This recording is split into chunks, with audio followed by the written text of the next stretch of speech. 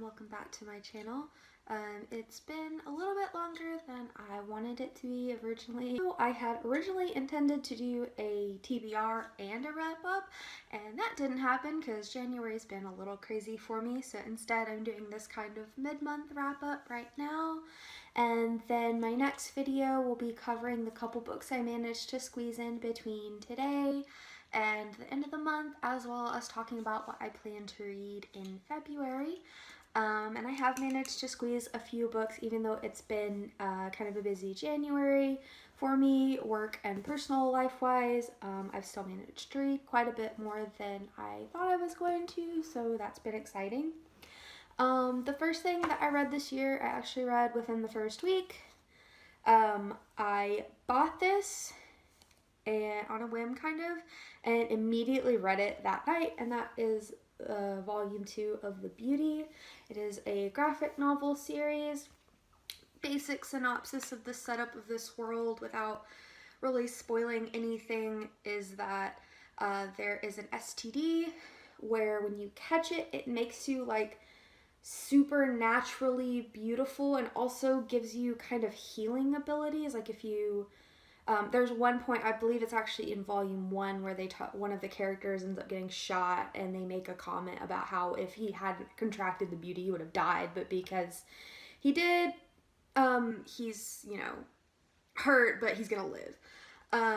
This volume does take place in the same world as the first volume, but it actually covers a completely different set of characters. I know when I was reading reviews, a lot of the negative reviews seem to focus on that and how people really didn't enjoy that and didn't seem to care about the characters. For me personally, that was not true. I absolutely loved this volume just as much as I loved the first one. I guess because I'm really big into world building, and I thought it was really cool to see like a whole different perspective and a whole different set of characters set in this world. I still hope to go back to the plot, maybe in volume 3 or in later volumes that was covered in the first volume, because it wasn't really like a conclusion. I'm wondering if they're going to end up tying the characters and the plot that's in this to the first volume somehow. I'm not sure. But I just thought it was a really cool story. I really enjoyed it. I really enjoyed the characters. I really also like the positive portrayal and what I felt like a pretty respectful portrayal of a transgender character in this volume. So that's always neat and awesome. And just I find the world and kind of the storytelling and the art and everything in this series so far really awesome, really beautiful. And I'll definitely be getting volume 3. This was a 5-star for me, and like I said, I devoured it in one night. So if you're into graphic novels and you don't mind things that, I mean, it is an adult graphic novel, it has some nudity and some sexual content and some violence. If you're fine with that, I would definitely check this series out. The next thing that I read, I am doing a 6-month recommendation challenge in a Goodreads group that I'm a part of, and basically I got partnered with someone and we agree to exchange a certain amount of recommendations every month for 6 months, for a 6-month period. My partner and I are agreed upon terms where that we were each going to recommend each other 3 to 4 books or graphic novels every month, and then commit to reading at least one of the ones that was recommended to us. I have already read one of the recommendations, which is what I'm going to talk about next. What I was recommended that I did end up reading was volume 2 of Butler. I did read quite a bit of this series, I guess back in high school or maybe like early college. My years blend together in that time period, so I'm not exactly sure. And I do own both volume 1 and volume 2, and since it had been so long since I had read them, I went ahead and reread volume 1. I don't actually know if I had read volume 2 at the time that I bought it. I've had these copies since right after I watched the anime. So I was like, you know what, if I got recommended volume 2, I'm going to go ahead and reread it. I really enjoyed it. It made me nostalgia kind of hard because, like I said, I first like read the series / watched the anime a few years back. So that was really cool. And even though I knew what was going to happen because I've already watched the anime and I believe I had already read the first volume, it was still really cool. The art was still really cool. It was really amusing. So I did enjoy that. Like I said, I ended up reading both of those. So I think I'm going to end up, even if I don't necessarily, if I end up having to try to go to the library and not necessarily buy the rest of it, I do think I'm going to try to read the rest of the manga. I'm always kind of curious whenever I watch an anime version of something. I know a lot of times they change stuff. So I think it would be really cool to see how similar they are, and if in ways that they're not similar, kind of see the differences. I guess it'd be fourth, almost said third, but technically that was 2 volumes. The fourth thing that I've read this month is The Butterfly Garden by Dot Hutchinson. I've been wanting to read this for quite a while, and I ended up doing it as a buddy read in a different Goodreads group that mainly just does buddy reads, and holy crap. So story time. It was a couple days after the buddy read was supposed to start, and I was feeling guilty. So one night at around like midnight, 12:30, I was like, you know what? I'm not really tired. I'm gonna, sometimes reading before bed helps me. I'm gonna pick this up and I'm just gonna read like 50 pages, maybe like 100. Like, I'm just gonna start it so that I don't feel quite as bad and quite as anxious about the fact that I haven't started it when I'm supposed to be participating in this buddy read. And I'm just gonna read like a little bit of it. Well, spoiler alert, 4 a.m. and I am finished with this book. I could not put it down. There were several times where I was like, man, it's probably really late. My eyes hurt. I really should stop reading. And I could not bring myself to do it. Every time I think about putting it down and just going to bed because I had to work the next day, I was like, oh, but I want to find out what happens next. But like, oh, she just said this part. The book is kind of, I really like how it's divided up. It's divided up into a couple parts. There's not really chapters. Let's see if I can do this without doing spoilers. Every time like it changes, it'll have this, I'm gonna try to hide the text. It'll have this little symbol, infinity looking symbol that's there, if you can see it. That will be what kind of like divides when it divides between the interview that's happening between Mara and the 2 agents trying to figure out what the heck happened in this whole situation with the garden and the butterflies. And like the flashback to what she's telling them about what happened. But as you can see, it doesn't go like on a whole other page. It just continues, and it'll have that little line break with that symbol. And I really liked it. Like, the whole story just like seamlessly flowed. Nothing ever felt like jarring in the sense of like weird cuts or abrupt ends or anything. Like, it was very smooth, and it just kind of made sense. I know sometimes flashback stories, like stories that have flashbacks, can be kind of weird how they're broken up, but this one I think did a really good job. As you can probably tell, I really, really, really liked it. If you are planning on reading this book, I will let you know, it's pretty dark and it's pretty heavy. I don't know how much you might know about this, but there's kidnapping, there is psychological manipulation / abuse that the gardener is inflicting upon the, ladies that he kidnaps, that he calls the butterflies, and rape as well in this book. So I know that some people, they just can't read that type of stuff. That's totally understandable. It's some dark, fucked up shit. So I do want to give that kind of warning so that if you're someone who's not going to be able to read that, or that's going to hurt you to read things of that nature, you know ahead of time. The book is really, really intense, but I feel like it's really, I did enjoy the book. I thought it was really engaging story, as well. I know a lot of the negative reviews, one of the things that was commonly mentioned in the negative reviews was feeling like the victims in the story, the butterflies, the young women that the gardener kidnaps, the complaint was that they didn't act realistically. And a lot of the reviews that were negative were like, well, I just can't believe that a girl in this situation wouldn't react this way, that they'd react the way they did in the book.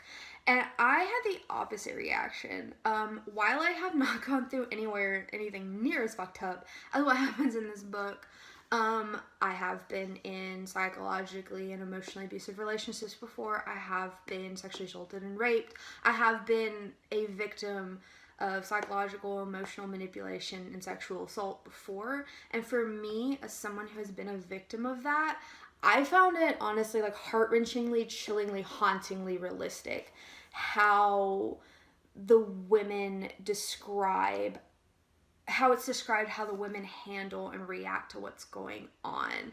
It's sad, but to me, like, as I put it in my review, because I did mention it in my own review, you never know how you're going to react in a crazy fucked up situation like that until you're in it. And I think that's one of the things that really pulled me into this book was that identification of like, yeah, the girls don't do the whole, like, what everyone would imagine they would hope they would do in a situation. But, like, the crazy fucked up situation that they're put in, I guess I probably should have gone over the synopsis before I started all this, but basically these young women are kidnapped and they wake up in this place called the Garden, and the guy who kidnaps him calls himself the gardener. That's all they don't know his real name, they just call him the gardener. And he tattoos a giant set of butterfly wings on their back. And I'm going to try to see, I'm thinking how much I can do without it being a spoiler. So you do know this from the back. He tattoos a giant set of butterfly wings on their back, and then gives them a new name, and he keeps them in this like crazy big greenhouse thing, and they just like live there, and he takes care of them, I guess. Like he feeds them, like they're not like tortured in the traditional sense. They have no freedom. I guess it is a spoiler. He does like rape them frequently. Like he does the whole like claims to love them thing. In his eyes, he loves them and he's taking care of them, but he's a psychopath. So yeah. So it's just like that crazy situation that these girls are put into. Their identity is stolen away from them. They're trapped in this like greenhouse. There's no way for them to get out. He takes them in stages. So by the time you show up there, you basically learn how to behave from the other girls who are basically just like broken and conditioned to just, this is my life now. And also potential spoiler, if you do freak out and like cause problems pretty early, he kills you. Like you're dead. That's it. So you don't really stick around. So it's a really crazy situation, and basically all of the victims in this are in pure survival mode. I don't really think it's a spoiler to let you know that they do eventually all get out, because as it says on the back, that the garden's been discovered already from the beginning of the book, and they're interviewing one of the girls. Her name is Mara, or her given name in the garden is Mara. You do eventually find out her real name, but she doesn't really seem like eager to give it out. She just kind of seems like Mara's good enough is basically how she is at the beginning. So yeah, didn't really mean to go on a full rant about that and how people kind of, how I kind of saw that as a little bit of victim shaming in the reviews of other people, but that's my opinion. Everybody's allowed to have their opinion. Overall, like I said, it is a really dark book. It's not going to be a super happy, lighthearted, fun read, but I do think that it was a book that's going to stick with me. Like I said, literally could not put it down. I just wanted to keep hearing from Maya and like the FBI agent's conversation with her and just keep finding out what the heck's happening, and then also knowing from the beginning that they get out, like constantly wondering the whole time, like, how did it happen? Like, how did they get out? So highly recommend this book. I would definitely check it out if you feel like you can stomach it. So, I know January is almost over, and I have been able to read quite a bit, but I do want to try to squeeze in a couple more books. There were 3 other books that I wanted to read this month, but realistically, I feel like I'm only going to have time for maybe 2 of them. So the 2 that I am going to try to squeeze in this month, the first one is SINthetic by J.T. Nicholas. It's the first in a new series, and I actually won this one on a Goodreads giveaway. It's actually just got published on the 23rd of this month, and I feel really bad because I had intended to read it before the release date. That was my intention. I wanted to do that since I did win it and I had it before it was released. Life happens and that didn't happen. So, I do have it as an ebook. Like I said, I won it on a Goodreads giveaway. It's a sci-fi book. Like I said, it's the first in a new series. It involves AI. There are, they're called synthetics, and they're basically robot slaves. They're supposed to be made like super simple-minded, where they don't really have any like emotions, or they just have like the most basic intelligence. They're meant for really menial tasks.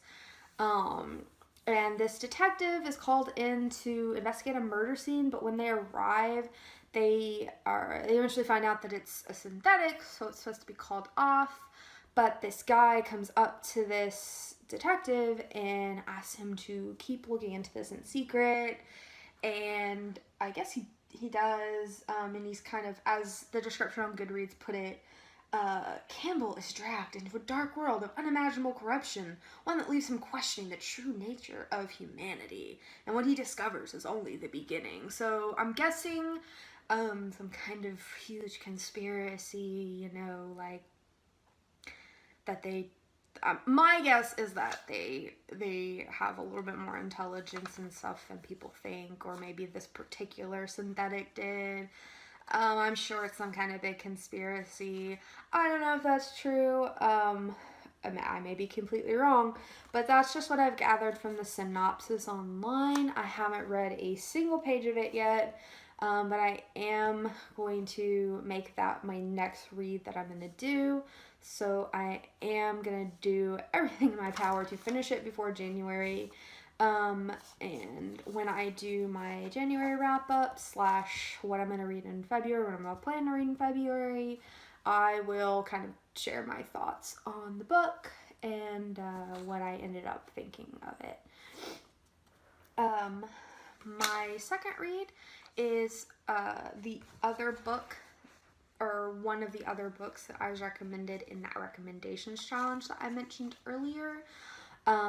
She did recommend me 4 books. I read The Black Butler Volume 2. Another book that I was recommended for that was Tears of Tess by Pepper Winters. This one is like a dark erotica. Content warning on this one if you do plan to read it. It actually has in its description on Goodreads a warning about like if you are not going to be able to be good reading a book involving slavery, sexual slavery, and non-con. Probably don't want to read this because it's got that stuff in it. Basic summary is Tess is one semester away from graduating. I want to say it's something like real estate related or housing market related or something. And her boyfriend decided to go on this like fabulous vacation somewhere. I forget exactly where, somewhere tropical. I haven't read this one yet either. Everything's going great until it's not. She's kidnapped, drugged, and brought into like with the intention of being sold into sexual slavery. And from what I can gather, she's being like groomed for that. And at the same time, her boyfriend, I want to say his name is Brent or Brett or something with a B, is looking for her to try to find her before that happens. And so, but it seems like most of the focus is on her trying to survive that situation and figure out a way to get out and not break in the process, and also hopefully not get sold to somebody. It is the first in a series though, so I'm not sure how that's gonna end up.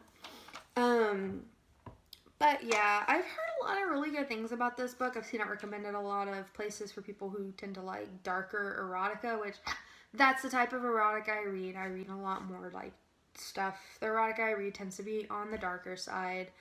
So those are the two books that I'm planning to read by the end of this month. I'm hoping I can finish them. January's been a lot busier for me than I thought, but you know, that's how it goes. So I'm curious if anybody has read any of the books that I have mentioned in this video, what your thoughts and feelings are on them. I'd love to hear that. Feel free to comment below. If you also want to share what you have read so far in January, especially if it's a book you think I might like, please also comment that down below. I'd love to check it out.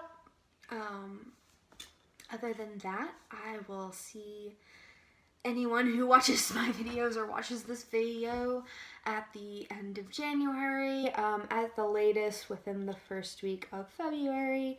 I will definitely try to get my next video out no later than the first full week of February.